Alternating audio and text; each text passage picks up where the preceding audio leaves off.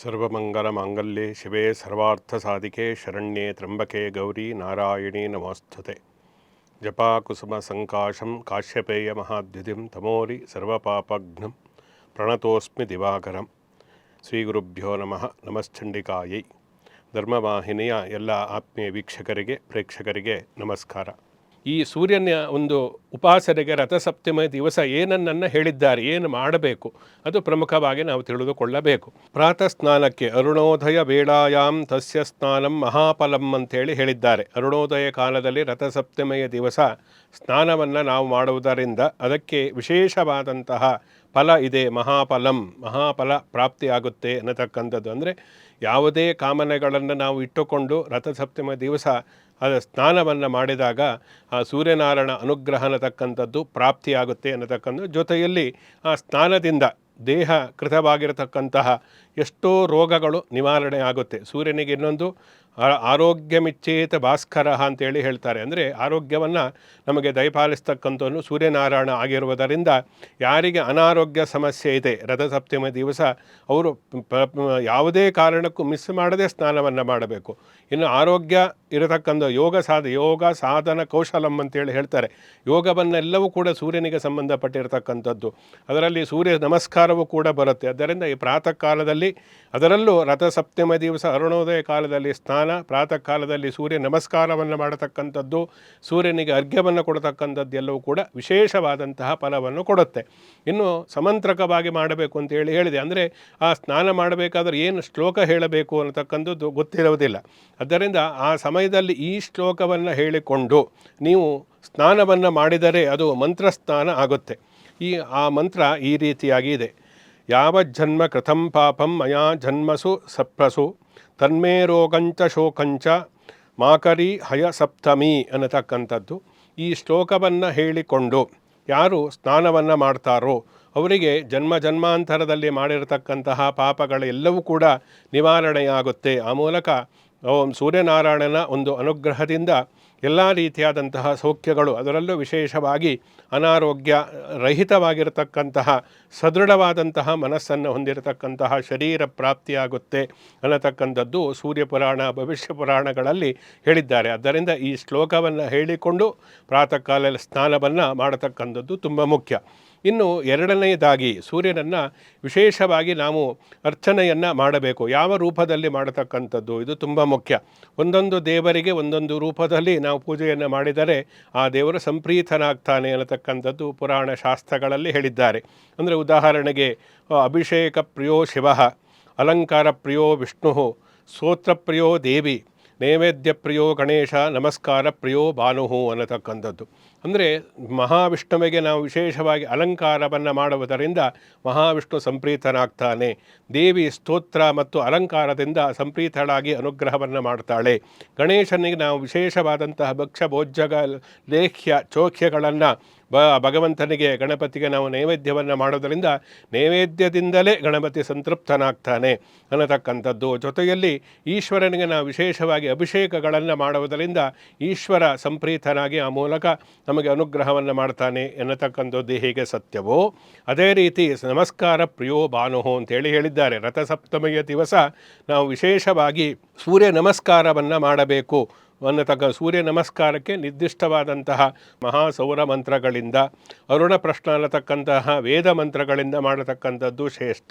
ಇದೆಲ್ಲ ಗೊತ್ತಿಲ್ಲದೆ ಇರತಕ್ಕಂಥವು ಅರ್ಕ, ಸೂರ್ಯ, ರವಿ, ಭಾನು, ಅರ್ಕ ಭಾಸ್ಕರೇಭ್ಯ ನಮಃ ಅನ್ನತಕ್ಕಂತಹ ಮಂತ್ರ ಇರಬಹುದು. ದ್ವಾದಶಾದಿ 12 ವಿಧವಾದಂತಹ ಸೂರ್ಯನಾಮಗಳನ್ನು ಹೇಳಿಕೊಂಡು ಸೂರ್ಯ ನಮಸ್ಕಾರವನ್ನು ಮಾಡಬಹುದು.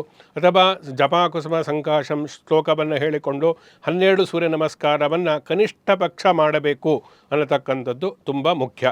ಆದ್ದರಿಂದ ಈ ಸೂರ್ಯ ನಮಸ್ಕಾರವನ್ನು ನಾವು ಪ್ರಾತಃ ಕಾಲದಲ್ಲಿ ಅರುಣೋದಯ ನಂತರದಲ್ಲಿ, ಸೂರ್ಯ ಉದಯಿಸಿದ ನಂತರದಲ್ಲಿ ಪೂರ್ವಾಭಿಮುಖವಾಗಿ ಸೂರ್ಯ ನಮಸ್ಕಾರವನ್ನು ಪ್ರತಿಯೊಬ್ಬರೂ ಕೂಡ ಪ್ರತಿನಿತ್ಯವೂ ಮಾಡಬೇಕು. ಆರೋಗ್ಯದ ಯಾರಿಗೆ ಅಪೇಕ್ಷೆ ಇರುತ್ತೆ ಅಂಥವರು ಇನ್ನು ರಥಸಪ್ತಮಿಯಂತಹ ಪರ್ವಕಾಲದಲ್ಲಿ ಸ್ನಾನವನ್ನು ಮಾಡಬೇಕಾದರೆ ಪ್ರಮುಖವಾಗಿ ಸಮಂತ್ರಕವಾಗಿ ಮಾಡಬೇಕು. ಜೊತೆಯಲ್ಲಿ ಈ ಎಕ್ಕದ ಎಲೆಗಳನ್ನು, ಅರ್ಕಪತ್ರ ಅಂತ ಹೇಳ್ತಾರೆ, ಎಕ್ಕದ ಎಲೆಗಳನ್ನು 7 ಅಂದರೆ 7 ವಿಧವಾದಂತಹ ದೋಷಗಳನ್ನು ಕಳೆತಕ್ಕಂಥದ್ದು, ಜೊತೆಯಲ್ಲಿ ಸಪ್ತಾಶ್ವ 7 ವಿಧವಾದಂತಹ ಕುದುರೆಗಳು ಇವೆಲ್ಲವನ್ನು ಪ್ರತಿನಿಧಿಸುತ್ತೆ. ಜೊತೆಯಲ್ಲಿ ಎಕ್ಕದ ಗಿಡಕ್ಕೆ ಸೂರ್ಯನ ಒಂದು ಅಧಿಷ್ಠಾನ ದೇವತೆಯೂ ಕೂಡ ಆಗಿರುವುದರಿಂದ ಸೂರ್ಯನ ಸಂಬಂಧಪಟ್ಟಂತಹ ಗಿಡ ಅಂದರೆ ಎಕ್ಕದ ಗಿಡ. ಆದ್ದರಿಂದ 7 ಎಲೆಗಳನ್ನು ನಾವು ತಲೆಯ ಮೇಲೆ 1, ಭುಜಗಳ ಮೇಲೆ 2, ಜೊತೆಯಲ್ಲಿ ತೊಡೆಯ ಮೇಲೆ 2 ಹಾಗೂ ಪಾದಗಳಲ್ಲಿ 2, ಒಟ್ಟಿಗೆ 7 ಎಲೆಗಳನ್ನು ನಮ್ಮ ಶರೀರದಲ್ಲಿ ಇಟ್ಟುಕೊಂಡು ಪ್ರಾತಃ ಕಾಲದಲ್ಲಿ